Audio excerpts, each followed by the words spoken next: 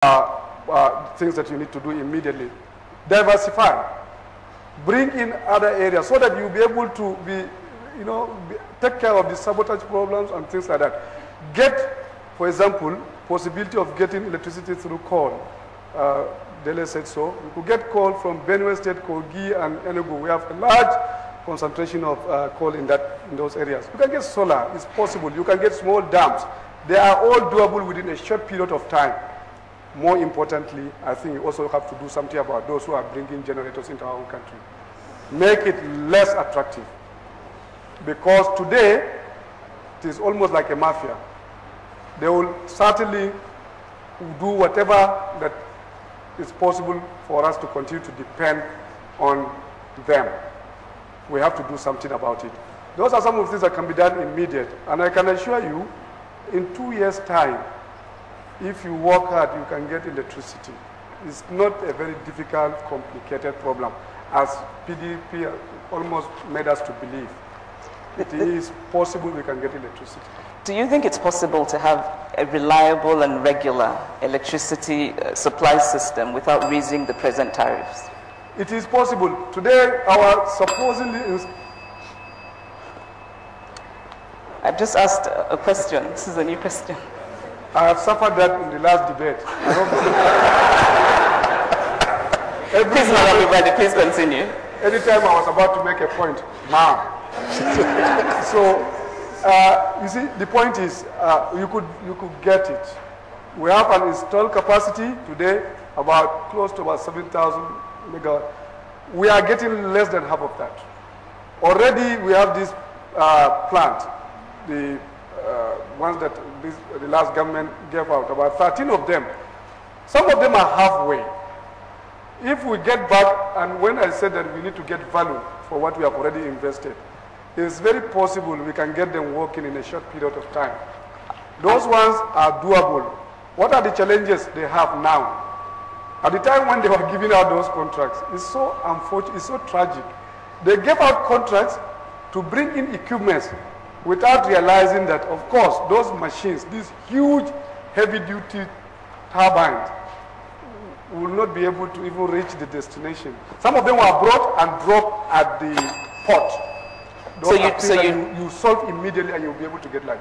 Without raising the present tariff? Without raising the present tariff. Governor Shekara, would you like to say something about that? Well, I think when you are talking of regular, reliable, stable supply, there's no way you can do away with the issue of the tariff. See, I think I will be speaking the minds of very many Nigerians if I say that what they are after is regular, reliable supply. They will be ready to pay for the services if it is there for them to take.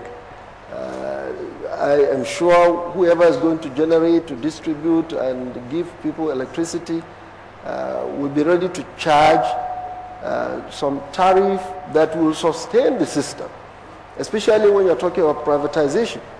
The private sector cannot come in and provide these services without getting the value for the services they are rendering. The only thing we will need to do, government of course will not just throw it out there to the private sector to charge whatever they like. The world over, what is happening is that government regulates. It comes in as the intermediary between the supplier and the consumer. You have to regulate the tariff, but definitely the issue of tariff will come in, and I'm sure nobody will quarrel if the supply is regular, is reliable. Tariff will naturally go up. So long as the tariff is justifiable, what my government, given the chance, will do is to allow the private sector to come in, and the government will intervene. We have the machinery in government to judge what are the inputs by the private sector, what is the involvement, what is the cost of generating the electricity and giving it to the consumer. Then government will now judge how much will the tariff be to enable the provider of this service to remain in service for the consumer to keep on benefiting. So I think this is the only way you can control the tariff, but definitely you cannot maintain the current tariff and expect regular, reliable supply. Thank you, Commissioner. Chief Momodu. Yeah, I disagree on the issue of tariff. You see, that's like trying to practice capitalism without capital.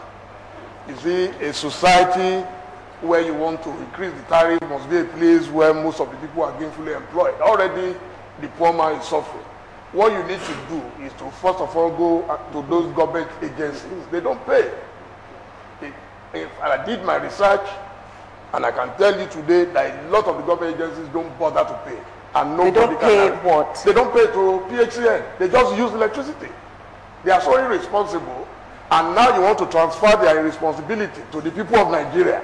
When we were increasing the price of fuel in Nigeria, it was the same argument that when you increase it, there will be better services, then there will be no long queues, but we still see those long queues sporadically.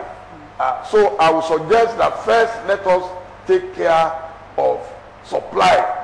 When we supply, then we now take care of demand. And then those who demand it will now have an option. So it will not be like that where we have to rely solely on generators and things like that. And some people are just there using the electricity free of charge. But do you really think that if these people who you claim don't pay started to pay, that would that really make a difference? No, it will, because then at least a lot of money would have accrued to the supplier. You see, but if already you are creating panic, because what you are telling us is that for us to have electricity, we have to pay a lot more, you are going to privatize it, and you are not even dealing with the existing debts, then it's going to be difficult. Because we already have a huge problem at hand in the area of unemployment. So even if you give electricity and you insist that these people must pay, they can't afford to pay. Thank you, Chief Momodu. Now this question is this is my question. It seems to me that the central problem with our political system is incompetence. That people are in positions for which they're not suitably qualified. That's right. Now my question to you is, That's right. how would you appoint your ministers? What criteria would you use? Do you, for example, now have specific names of people who might be your advisors, for example, on power, on education? Governor Shekarau. Well, I think, you see, I have identified there are 5 measures to ensure proper implementation of government programs. And of course, one of them is getting and identifying the right people. Of course, number 1 is the sincerity of purpose. Number 2, planning. Number 3, getting the right people to do it. Number 4 is judicious management of resources. And finally, exemplary conduct by the leadership. The issue of getting the right people to do the job is certainly one of the major problems of implementing our programs in Nigeria. And the rate of turnover as well. What we are experiencing today is largely party patronage. When people get elected into office, they appoint people in office, not necessarily based on their competence and the relevance. Is what role did he play in the political activity in bringing you in. I'm not saying politicians need not to be patronized and take from the pool, but even from within. I have done it in Kano. I made sure when I was forming my cabinet, I resisted a lot of influence from the political class, so to say. Of course, they will have a role. I have a forum to discuss with my caucus of the party, but I did not allow that to override the quality of people I want to take. I made sure I take the right people, and this is why we had continuity. I carried along in my second tenure when I came for the last 4 years, about 80% of those who served me in the council. There were a lot of complaints here and there, but later on people came to discover that this continuity is very, very important. So I think to address the question you asked, we need to cross the bridge first.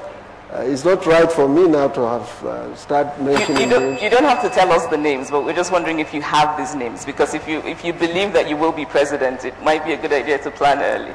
Well, my concern is naturally you start identifying people as you go along, so that you don't go into the job without any planning, without any focus, without any vision. But the key is the right people. Of course, in the process of getting the right people, you make sure there is equity. There is all-inclusive governance, allowing people from different parts of Nigeria to participate, but not at the expense of quality and relevance. Thank you, Governor Shikura. Chief Momodu. I'm luckier than both of them. One, I'm a businessman, I'm a technocrat. I'm not in a very big party of big godfathers, of people who will come back after donating billions for rallies to say, you must give me 10 ministers. I can assure you that when I become president, I would love to have my brother in my cabinet. I've identified one area of competence. I've identified his area of competence, and why belabor him with what he doesn't know? I believe his area of competence is not the economy, so I won't waste his time. I would like to have him. I've been able to recognize him. I said it publicly on television. I was very impressed by his performance at the last debate. I see no reason why he cannot join our cabinet. We are Thank you, Chief Ngozi. Madam Ibazi, what criteria? So, it's very serious. I can tell you, it's been my dream since 1993 that Nigeria will get to a stage where we can have a government of national unity. This country is bleeding. There is so much tension. So the best way to do it is to have a star-studded cabinet. I don't care whether you are in PDP. I cannot be in PDP, and a Donald Duke will be jobless in Nigeria. It's unfortunate. So these are the caliber of people that we need to move our nation forward. Thank you. And that will we do. Thank you, Chief Momodu. Madam Ribadu, what criteria would you use if you became president? First of all, I want to thank you for his offer. And I take it for a compliment. Thank you. You are right, and it's the beginning of whether you are going to deliver or not. Luckily for us, in Nigeria, we have extremely very competent people across. Nigerians are the best all over, and I always feel so happy and proud when names are mentioned. Go to the US, UK, they are doing their best. We do intend to bring them back. We do intend to look for the best Nigerians we can get all over the world. And luckily again, unlike Dele, I'm from a party that really has done it. Competence. The Action Congress of Nigeria today is a party of change. It's a party of progress. It's a party of young people. You have seen what is happening in Lagos State. You have seen what is happening in all the states that are in control. We are going to do it in Abuja. We believe that for us to get it right, we must bring in our best. And we are going to put politics outside it. Practically, if we are in there, first and foremost, we do intend to make sure that the names of people who are going to come into government and their portfolios will be announced ahead of time, before it goes to National Assembly.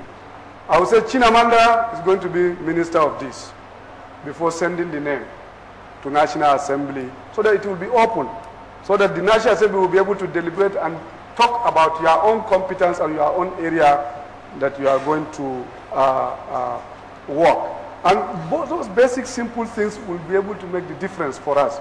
Certainly, we do intend to bring in our best, and that is going to make a difference. Thank you, Madam Ribadu. We will take a break, and we will be right back.